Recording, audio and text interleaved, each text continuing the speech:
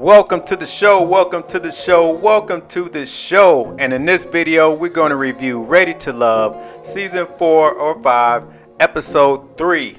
And I think this cast is starting to grow on me. It always takes a little bit, but I'm ready to see what they're going to do in DC. So let's get into it. So they start off at a classic DC happy hour spot. Looks like somewhere in Penn Quarter in Northwest. But we got to see her at the spot with Corey, Tyrone, Dante, and Phil. And you know Tasia, she pulls no punches. She gets right to it. Which one of y'all bastards, had me at the bottom last week? Almost got me kicked off the island. And you know, she got the hot pink on. She ready to show everybody what they almost missed. And all the dudes are like, you know, they all stumbling and bumbling because she was ready to shut it down. You know, you got Corey mansplaining, mansplaining it away, my man. And then you got Carrie, Sabrina, and Aisha showing up. You know, they definitely on the mission. They looking like some appetizers, you know. But this bunch is definitely starting to grow on me. I know it's going to be a good season. And what can I say? I know I was right about Aisha. You know, she BX all day, son. It's Bronx all day. F Brooklyn, F Queens, F Manhattan and Staten Island. It's BX all day, baby. Yeah, they're about to get it turned up.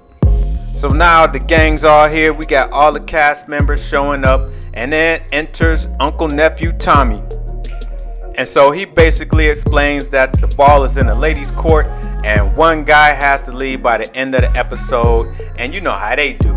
2 of them will be on the chopping block, but only 1 will be saved. And wow, I wonder who that's going to be.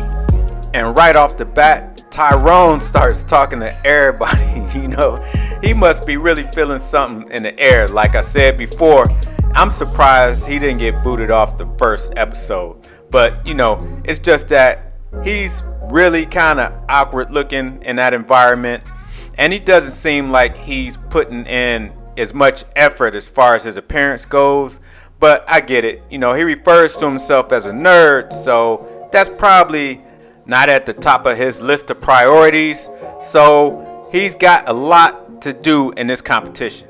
So we go to Carrington and Carrie, and they having an interesting conversation. And she's right, you know, he does have like an interview style going on, but at the same time, a relationship is a job, you know, and a job that may lead to a business like marriage. But, you know, she's not feeling it, but oh well. I mean, really and truly, these ladies are giving off a lot about themselves. You know, we got Camille asking about credit scores, Shiloh telling everybody about how her twerking skills are on point. You got Courtney talking about how she likes her hair being pulled and not touched. Wow.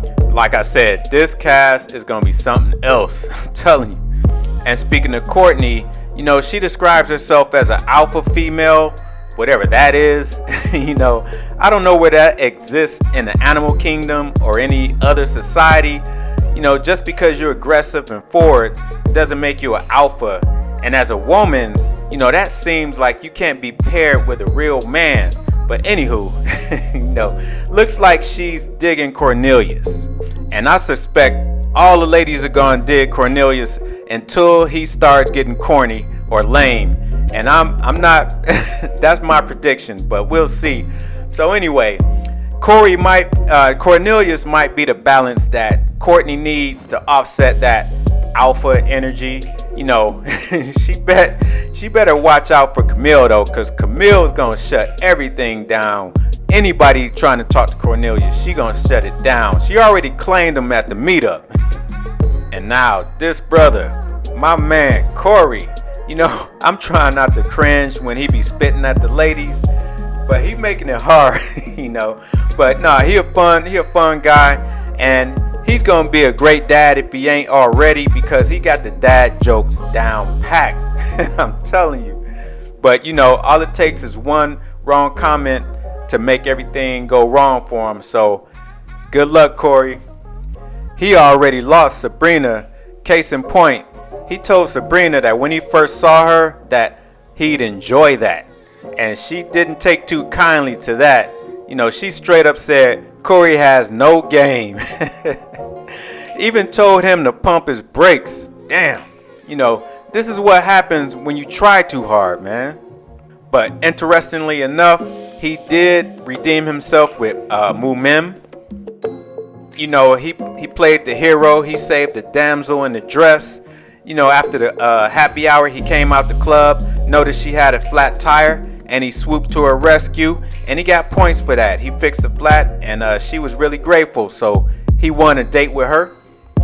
And I think at this point, the only thing that'll mess him up is if he does a little too much, a little too soon, but she actually feeling him for now. And they actually look good together, and she's giving me the DC girl vibes. She gotta be from DC. I just feel it. But now we got the date with Walter and Camille, and Courtney with Cornelius. Now I must say, Camille is so feminine with that little fan she got with her. So anyway, the funny thing is she actually set up this date. And I see the game she got going on. She wants Cornelius to get all these meetings with the other girls, over with in a controlled environment where she can be there to shut everything down if it gets too out of hand. She want him to be done with all that so she can orbit around and keep her on his mind. She's smart. And the funny thing about this date is you got Camille and Cornelius, who are two big old Christians. So Camille asked everybody about religion, knowing how Cornelius is a man of God and so on and so forth. And it looks like Walter and Courtney, they more free spirited, and Camille is made for Cornelius because they like the Lord and Christianity and all that. So that's why she's a professor. She is smart. She knows what she's doing. She gonna get Cornelius. But I'm always skeptical of these religious guys, these men of God and all that. They tend to be a little off, because we saw that with David in the last season. So I don't know. So back to the date. Courtney asked the group about sex, of course, and only her and Walter, were on the same page as far as sex before marriage and testing the goods and all that. Testing it out before you get into something.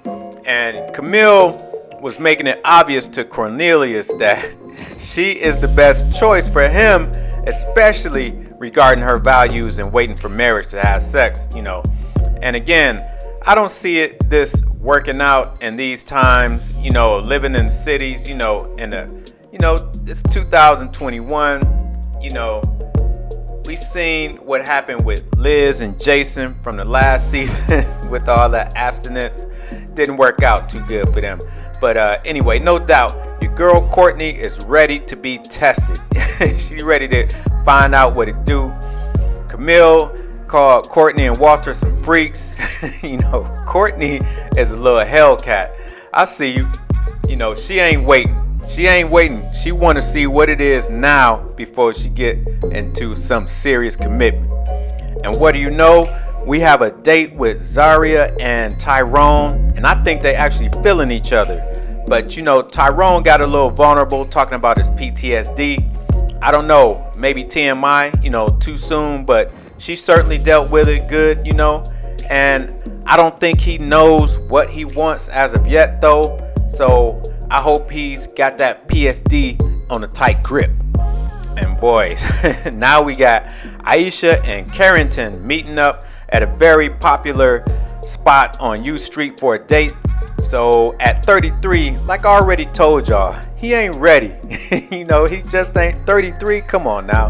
And with a 38-year-old woman, like Aisha, oh man, come on. Like I said, man, he working at the club, and even Aisha was like, guys working in the club industry, they ain't trying to settle down. They got too much temptation in front of them all the time. She's like, come on, son. He don't need to be playing grown up by locking down this older woman. You know what I'm saying? Like, I don't know. I've been there, but she just don't seem like the type that's going for that. Like I said, she BX all day. She from the big city. She from the Big Apple. She done seen all the games. And so, case in point, young people, they think they know everything, and my man got caught up. So the question came from Aisha, have you ever cheated before? And Carrington gives some off the wall answer like, I never had a girlfriend. We're like, what? Then he says, I never been in a relationship long enough to cheat. It's like, man, are you serious? Like, okay, first you said you never had a girlfriend, but you were in a short-term relationship. I mean, come on now, red flag on the plate. You know what I'm saying? Like, why is he sweating? He is sweating hard, This man is 33. He ain't ready to be no stepdad. She got a couple of kids. Let her alone. He ain't ready for no relationship, especially not with a single mother. And, she got that Bronx in her. She very perceptive. New Yorkers don't waste no time on anybody just off the bat. She really not trying to play around on this show.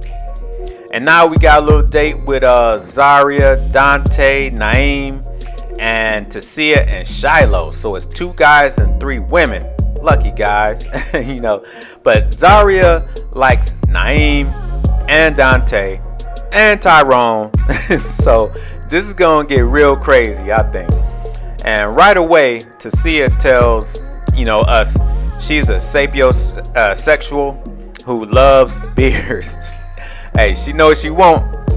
And then we see Naeem flirting with Shiloh, and Shiloh and Courtney, they both on the same vibe. They got the natural look, they got the same love languages, which is physical touch. But Shiloh is another Hellcat, meaning she all about that, expressing that sexual energy and sensuality, intimacy. The whole conversation we seeing is about sex on this date. And now, they got a question that said, where's the freakiest place you've had sex? And then, so everyone had something to say besides Tasia. She not really trying to reveal all that info on a non-need-to-know basis. She keeping it classy and ladylike. She's serious. She ain't giving out that. She just ain't gonna give you everything up front. I can respect that.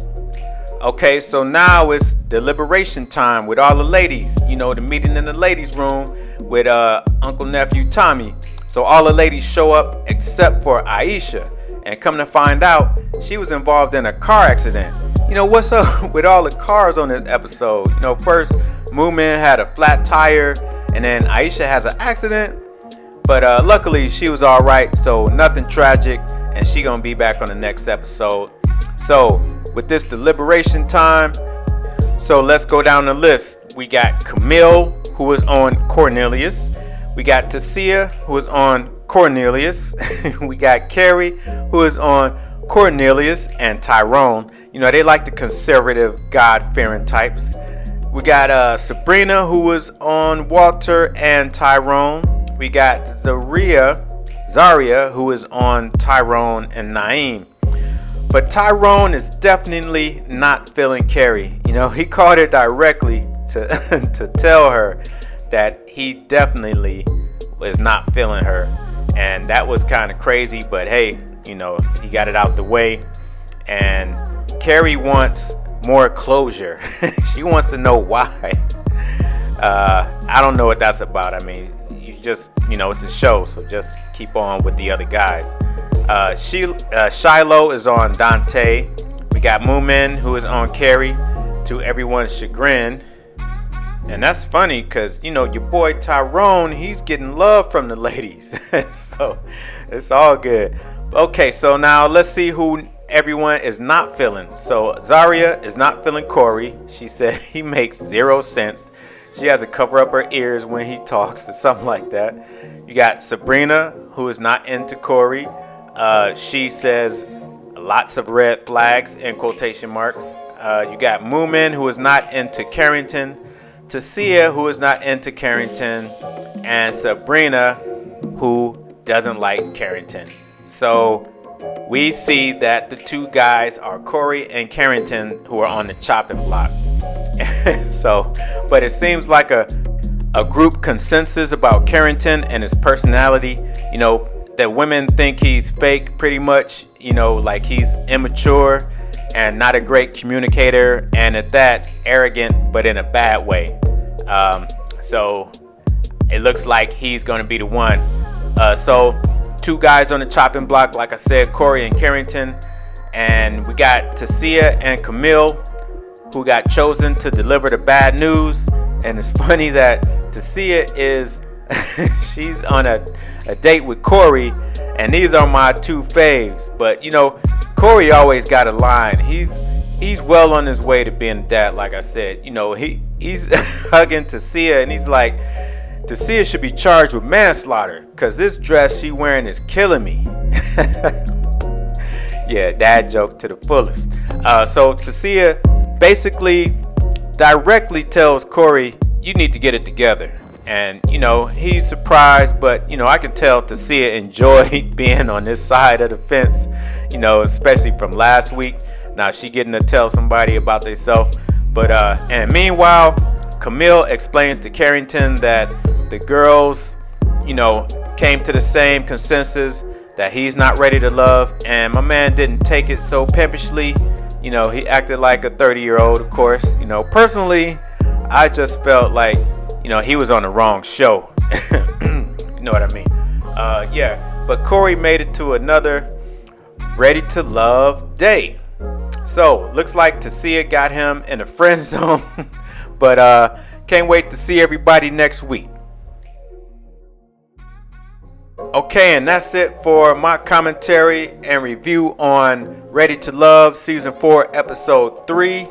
And thanks for coming. Thanks for watching the video. Hit the like and subscribe and all that. And I'll catch y'all next week. Peace.